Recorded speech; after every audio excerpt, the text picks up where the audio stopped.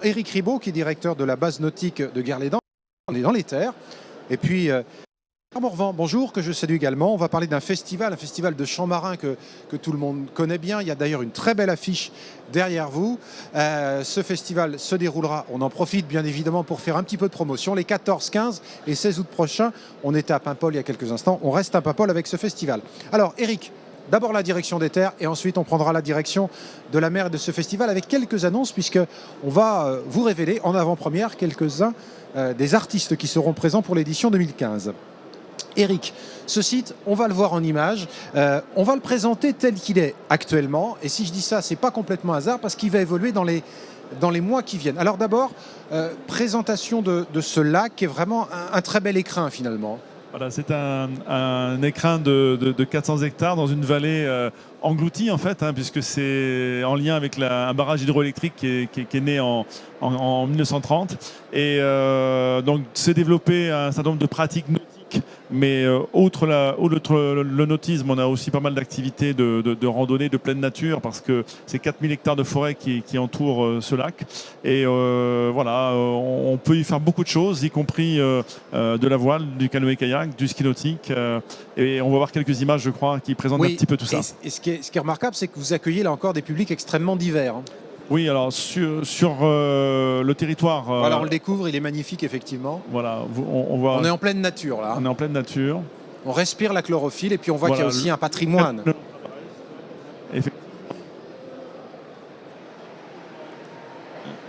Du lac. Alors je reviens à ma question, donc vraiment des publics extrêmement diversifiés. Oui, alors sur la base de plein air en l'occurrence, on a des publics scolaires, enfants en vacances, mais aussi adultes sportifs de tout niveau. Mais on a aussi de la pratique de loisirs et qui se développe de plus en plus. Et avec d'autres acteurs encore autour du territoire, on peut effectivement, comme je disais tout à l'heure, pratiquer du ski nautique, du canoë ou du kayak, notamment sur ce plan d'eau calme, qui est du coup assez favorable à la pratique de ces activités. Alors le calme, oui, mais je ne vais pas dire la tempête parce que vous ne serez pas concerné par une tempête, mais il va y avoir des remous, si je puis dire, puisque ce lac va connaître une histoire à partir de mars prochain qui lui arrive, la dernière fois lui est arrivée en 1985 et qui auparavant lui arrivait tous les 10 ans. Le niveau baisse quasiment, j'allais dire au ras des pâquerettes, c'est ça? Voilà, c'est tout à fait ça. Alors en fait, effectivement, il est nécessaire en 2015 de faire une vidange pour des nécessités de travaux sur le barrage hydroélectrique. Ça va occasionner effectivement un événement très particulier, très attendu, puisque la presse quotidienne régionale s'en est emparée depuis quelques semaines déjà. Et on se retrouve du coup avec une vidange qui va commencer au mois de mars, qui va se terminer aux alentours de début mai. Et à partir du week-end de l'Ascension, donc à partir du 14 mai, on va pouvoir, avec un certain nombre de portes d'entrée, rentrer dans la vallée, visiter ce territoire, on va dire, de l'intérieur et retrouver effectivement le canal Nantes-Brest, le Bavet, les maisons éclusières, les maisons de Carrier, toute une histoire autour de la vie de cette vallée qui a vraiment été un lieu très particulier et qui est mis du coup en lumière. Alors les dernières fois c'était 1965, 75, 85, donc là c'était... Je crois d'ailleurs qu'en 75 vous aviez un petit peu de mal à remplir parce que l'année d'après, 76, il y avait la sécheresse. C'était un souci, donc on parle de nautisme beaucoup dans cette émission-là. Nous en 2015 on ne va pas en faire beaucoup de nautisme. Bon, on ira par contre un peu sur le canal de Nantes-Brest évidemment, mais on espère évidemment qu'on pourra re-remplir le lac dès le mois de novembre prochain pour retrouver notre territoire tel qu'on le connaît. Et ce qui importe pour nous, c'est de faire en sorte que les gens qui vont venir en nombre, on attend plus d'1 million, voire peut-être 2 millions de personnes, bon, voilà, voire plus, mais en tous les cas, beaucoup de monde sur ce territoire. Et on a vraiment envie de montrer à tous ces gens-là toutes les qualités que ce territoire possède. Je crois que notamment les Bretons et les gens de passage connaissent pas encore assez la Bretagne intérieure. Et parfois même les Bretons vont chercher bien loin de la Bretagne des paysages qui sont en fait près de chez eux. On est à 1h30 de tout point de Bretagne, donc vraiment c'est tout à côté. Et ce qu'aurait pu être un inconvénient, finalement, vous allez en faire une force, parce qu'il y aura un véritable attrait de curiosité. Et puis, il y a des professionnels du tourisme qui sont prêts à valoriser ce qui va se passer. Hein. C'est exactement ça. L'ensemble des 3 offices de tourisme qui sont sur le territoire s'organisent pour promotionner effectivement l'ensemble des dispositifs d'animation et de visite qui vont avoir lieu. D'autres opérateurs comme la base de plein air de Guerlédan, mais aussi un village de vacances à côté, le Potentiel, vont proposer effectivement une offre de services. Voilà, l'ensemble des acteurs se mobilisent pour faire de ce moment un moment fort, un temps fort de l'année 2015. Bon, alors vous savez ce que vous ferez, c'est que vous proposerez aux nombreux visiteurs qui viendront voir la vidange du lac de Guerlédan de faire quelques kilomètres et d'aller du côté de Paimpol pour assister à ce festival de chants marins.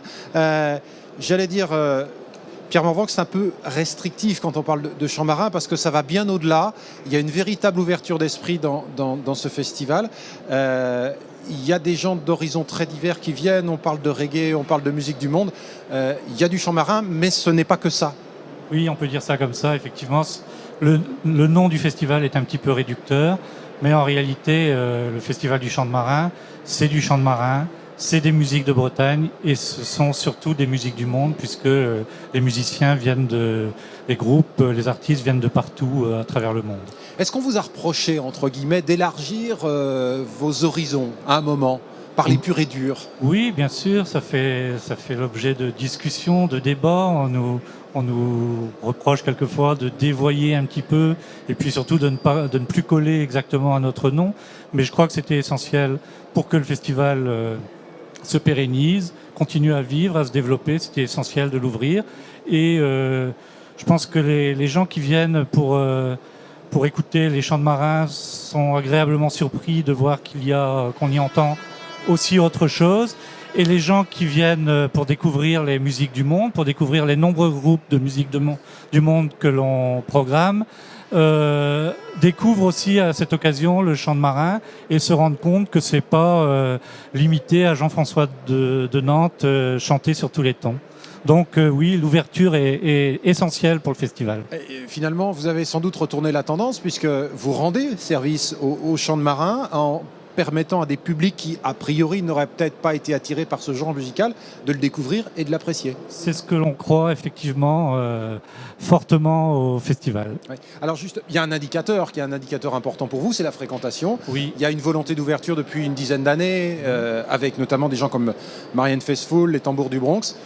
Très clairement, ça a beaucoup d'autres. Et beaucoup d'autres. Johnny Clegg. Voilà. Mais on ne va pas tous les citer parce que j'allais dire que beaucoup de très grands sont passés et passeront d'ailleurs, mais ça on va en reparler dans quelques instants, par ce festival. Ça a permis de doper votre fréquentation. Hein. Oui.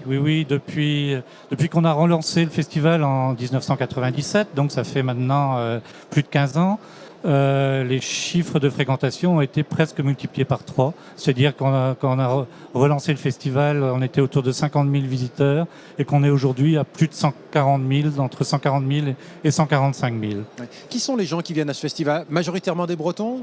Mais pas que. Pas que, c'est beaucoup de Bretons, effectivement. Et on touche les 5 départements bretons, puisque moi j'ai inclus bien entendu la Loire-Atlantique. On va pas ouvrir le débat ici. On va pas ouvrir le débat, tout à fait. Et puis ça vient également de toute la France et de l'étranger, puisqu'il y a beaucoup d'Anglais qui viennent sur le festival, d'Allemands, d'Italiens également depuis quelques années, quelques éditions. Donc oui, il y a beaucoup de monde, ça vient de loin. Ça vient de loin. Il y a beaucoup de festivals maintenant partout en France, y compris en Bretagne et surtout en Bretagne. Il faut quand même garder une spécificité pour se distinguer de tous les autres, oui?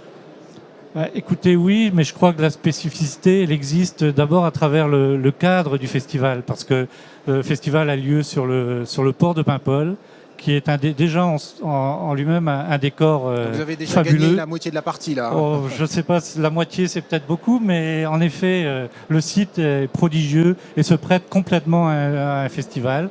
Et donc on installe 7 scènes autour du port de Paimpol et il y a de la musique partout. Je crois que ça va bien ensemble, quoi. La musique, les bateaux, puisqu'on accueille aussi quelques 200 bateaux traditionnels qui font le décor aussi et qui font en même temps l'événement.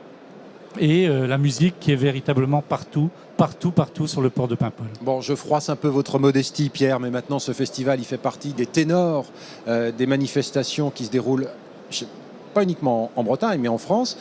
Ça veut dire que les artistes, très clairement, vous sollicitent pour venir chez vous. Oui, on est très sollicité, effectivement. Il y a beaucoup de groupes aujourd'hui qui veulent se produire au Festival du Chant de Marin, en effet. Bon, alors vous êtes un président heureux, ça veut dire qu'il n'y a plus qu'à faire le choix. Est-ce que vous avez déjà fait quelques choix là pour 2015 ? Est-ce que vous pouvez nous annoncer quelques noms, peut-être pas la totalité parce que tout n'est sans doute pas bouclé, mais je crois savoir qu'il y aura un petit peu de reggae, un petit peu de chant corse. Alors vous allez prendre l'autre micro, Pierre, parce qu'il fonctionne beaucoup mieux. D'accord. Oui, voilà. Alors, dites-moi tout. Qu'est-ce qu'on pourra voir et qu'est-ce qu'on pourra apprécier là, les 14, 15 et 16 août du côté de Paimpol ? Eh bien, effectivement, on ne pourra pas annoncer tous les groupes puisqu'on programme à peu près 160 groupes de musique du monde, de Bretagne et de chant de marin. Donc, ce ne sera pas possible d'annoncer tous aujourd'hui et puis tout n'est pas prêt. Mais on peut d'ores et déjà annoncer quelques têtes d'affiche puisqu'on peut dire dès maintenant que Hugo Frey se produira au Festival du chant de marin de Paimpol. Je pense qu'il y a toute sa place. Mais également, il y aura, comme vous l'avez dit tout à l'heure, du reggae puisqu'il y a Winston McAnuff et Fixie qui sera donc un groupe qui propose quelque chose d'assez original puisque c'est du reggae musette. Et puis on aura également un groupe corse très connu et très réputé puisqu'il s'agit de Imouvrini. Donc voilà, chaque jour du festival, Hugo Frey le vendredi, Imouvrini le samedi et Winston McAnuff le dimanche. Mais encore une fois, il faut que les futurs festivaliers restent à l'affût parce qu'il y aura encore beaucoup d'annonces et la programmation musicale sera annoncée complètement en avril prochain. Et il y aura beaucoup de bonnes surprises. Bon, vous nous rappelez quand même les dates, 14, 15 et 16 août. Ça, c'est pour et le nombre de groupes présents sur place. Parce que là, il y en a vraiment pour tous les goûts. Il y en aura pour tous les goûts avec 160 groupes, effectivement, programmés sur les 3 jours du festival et quelques 200 bateaux traditionnels. Bon, Pierre, ce sera ma dernière question. Quel est l'artiste que vous n'avez pas encore accueilli à ce festival et que vous avez envie de recevoir du côté de Paimpol ? Quel est celui qui vous fait rêver ? Il y en a tellement que je préfère ne pas donner de nom. Et puis, ce serait peut-être dévoiler de futures têtes d'affiche. Donc là, pour l'instant, je préfère ne rien dire. Bon, mais il y en a beaucoup. Il y en a beaucoup. Donc pour ceux qui nous regardent, il y a au moins 2 crochets prévus cet été là du côté de la Bretagne. On passe par le Guerlédan. Alors là, vous avez le temps puisque ce sera tout cet été. Et puis 14, 15 et 16 août du côté de Paimpol. Et puis il y a bien évidemment plein d'autres manifestations à découvrir. Et puis on peut également profiter dans la journée pour aller faire un peu de voile là du côté de Pléneuf-Valandré, du côté de 5A. On a bien vu qu'il y avait des structures qui étaient tout à fait en capacité d'accueillir les pratiquants et ce, quel que soit leur niveau.